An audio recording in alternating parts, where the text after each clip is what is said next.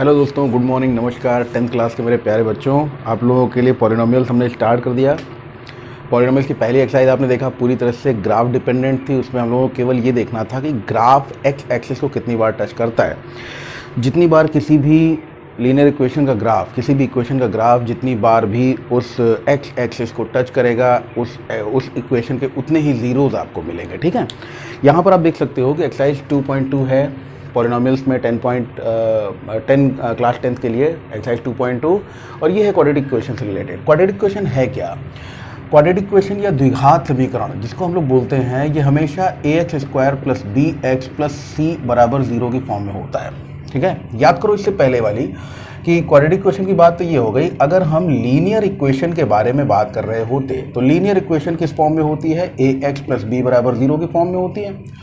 और अगर हम बात करें कि एक लीनियर इक्वेशन अगर है तो उसमें एक ही जीरो पॉसिबल है। Zero means what? Zero means what? इस फॉर्म में जो भी इक्वेशन होगी इसमें x की वैल्यू, यहाँ पर a और b कांस्टेंट है, यहाँ a b और c कांस्टेंट है। ठीक है ना, तो x की जो भी वैल्यूज होती हैं they are called as zeros of the equation. तो यहाँ पर अगर इस इक्वेशन का जीरो आप कैलकुलेशन के हिसाब से निकालते हैं तो x = -b/a आता है। और इसको हम लोग याद कर लेते हैं। कैसे याद कर लेते हैं? हम लोग कहते हैं minus constant term divided by coefficient of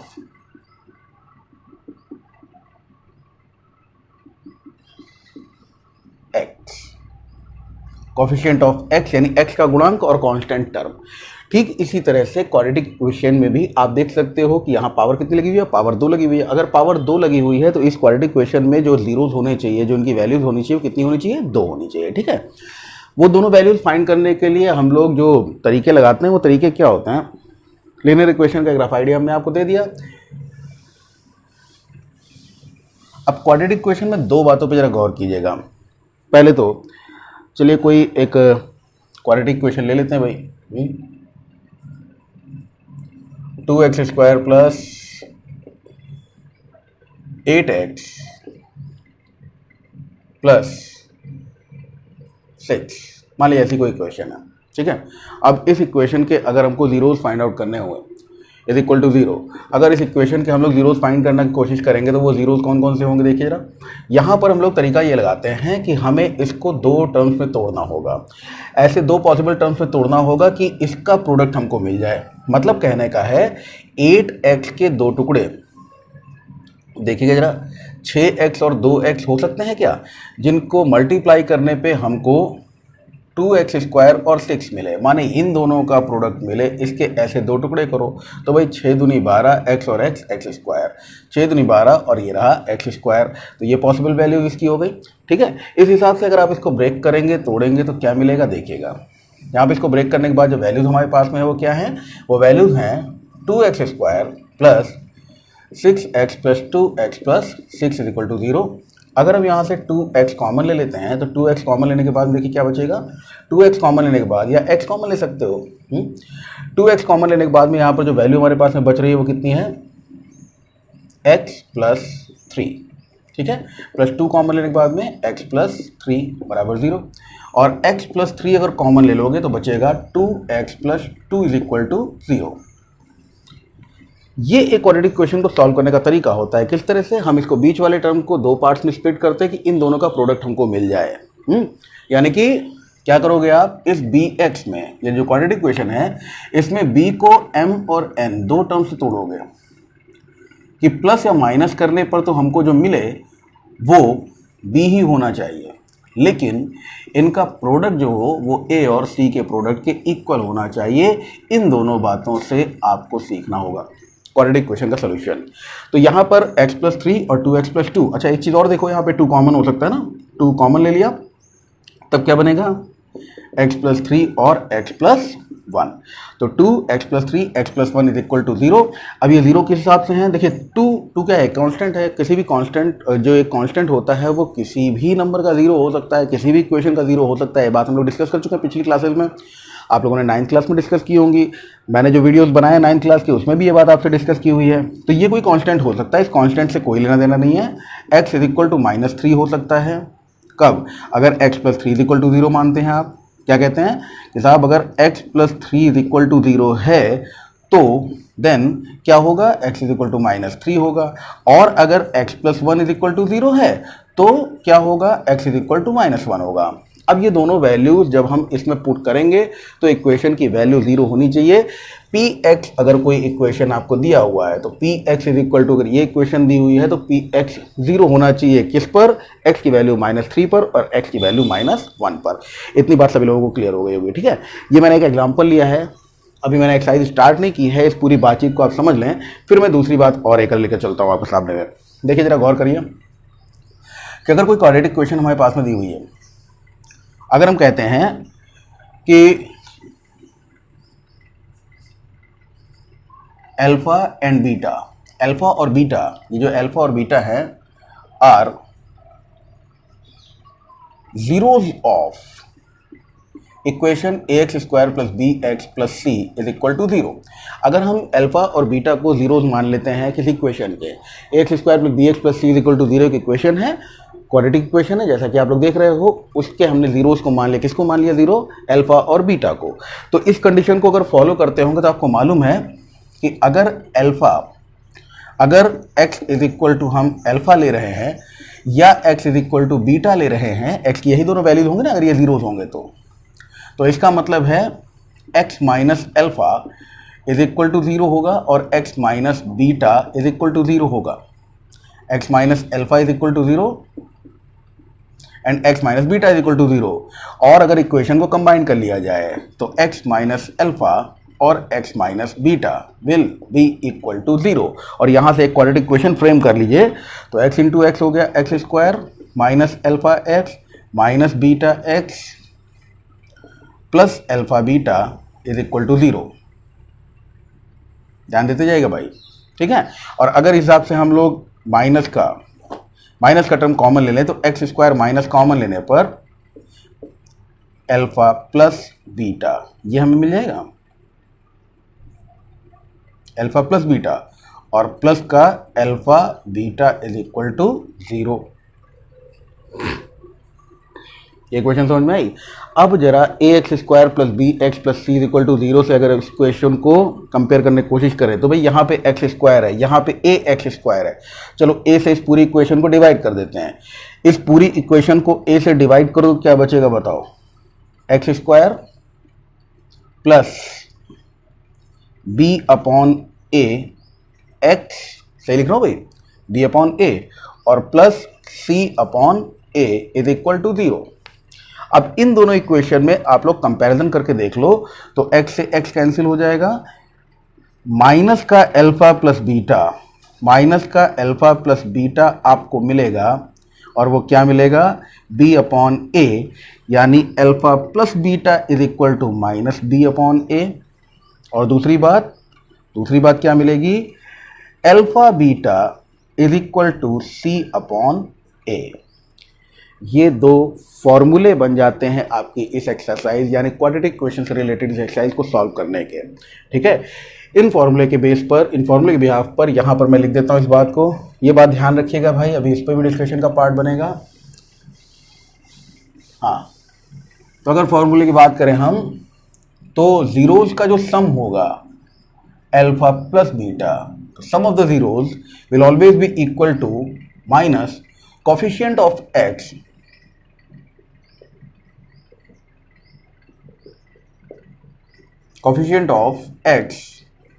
divided by coefficient of X square. यानी यहां पर आप देखेंगे कि अल्फा प्लस बीटा क्या होगा, ये अल्फा प्लस बीटा बराबर होगा किसके, अल्फा प्लस बीटा अगर आपको निकालना है तो आपको इस इक्वेशन में रखना पड़ेगा कोफिशिएंट ऑफ एक्स माइनस के साथ में एक्स का गुणांक और बटे में एक्स स्क्वायर का गुणांक, तो एक्स स्क्वायर का गुणांक और एक्स का गुणांक माइनस बी अपॉन ए, इसी को हम लोग माइनस बी अपॉन ए बोल रहे हैं, ये रहा। यानी कि आप कह सकते हो alpha plus beta implies that alpha plus beta is equal to minus b by a। ये बन गया एक फॉर्मूला, ठीक है भाई। और अल्फा इंटू बीटा यानी कि जो जीरोज हैं उनका प्रोडक्ट किसके बराबर होगा, जीरोज का प्रोडक्ट इक्वल होगा सी अपॉन ए, यानी कि constant term divided by coefficient of X square.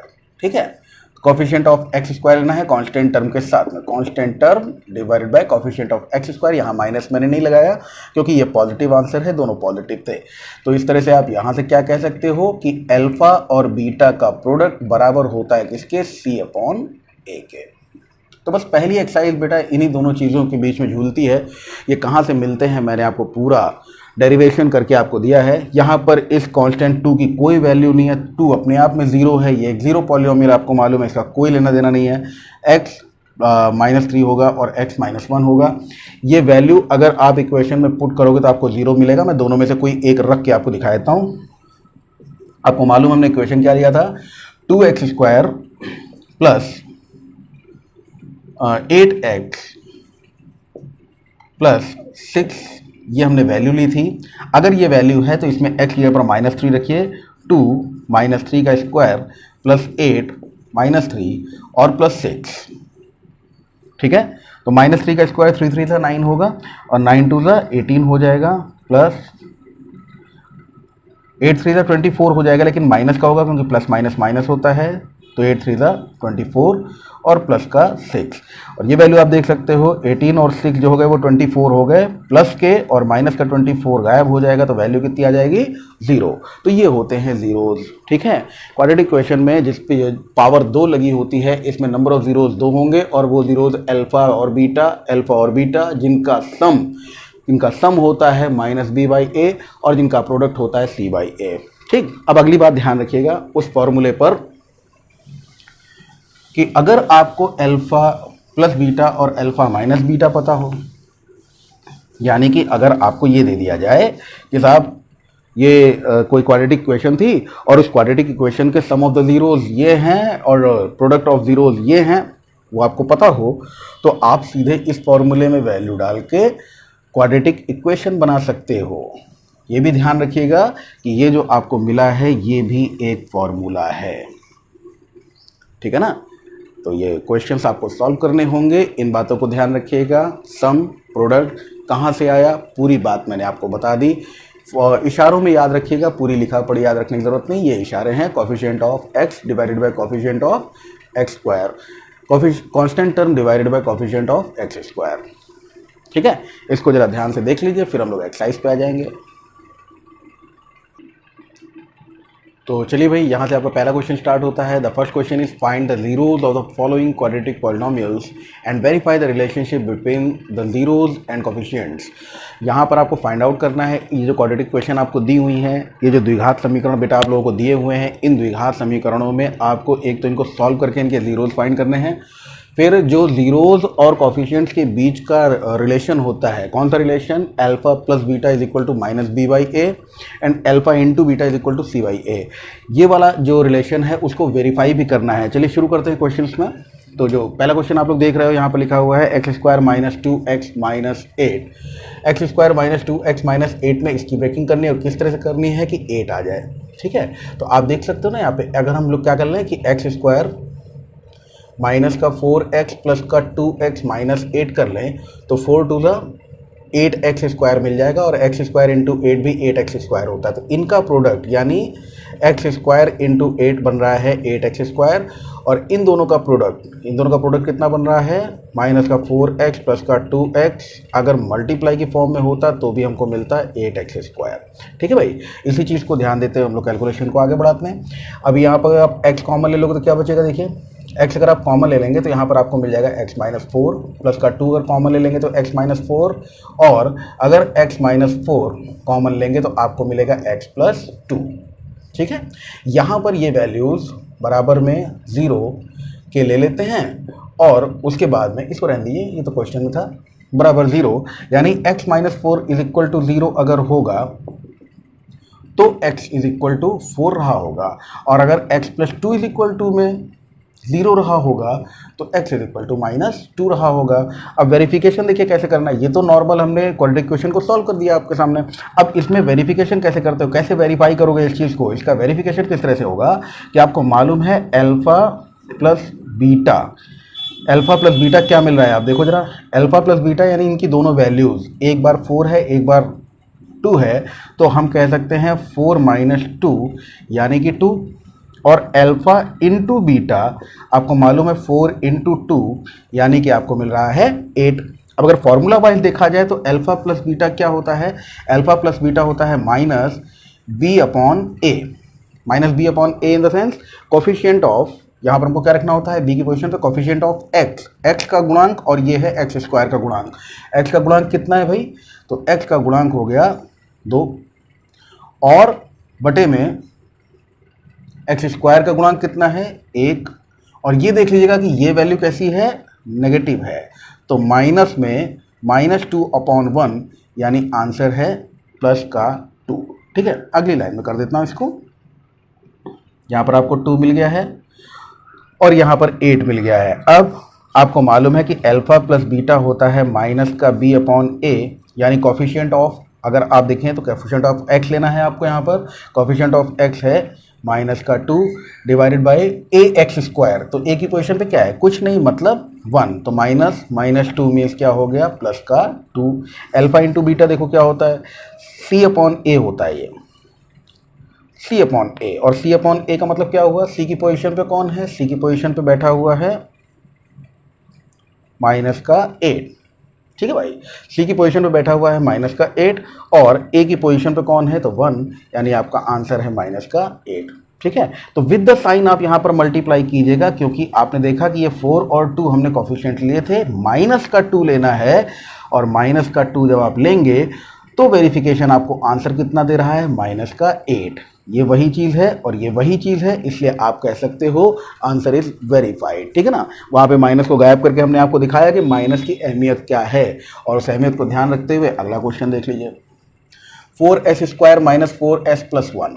ठीक है, अगर इसको हम देखें तो 4s स्क्वायर में माइनस 4s स्क्वायर प्लस 1, और इसको मल्टीप्लाई करने पर मिलेगा 4s स्क्वायर, तो इसके दो टर्म्स हमको तोड़ने हैं कि हमको 4s स्क्वायर मिले, तो देखिए जरा, माइनस का 2s और माइनस का 2s plus 1 is equal to 0, अगर ऐसे हम लोग इसको ब्रेक कर लें तो मेरे ख्याल से वही चीज़ मिलेगी जो हम चाह रहे हैं।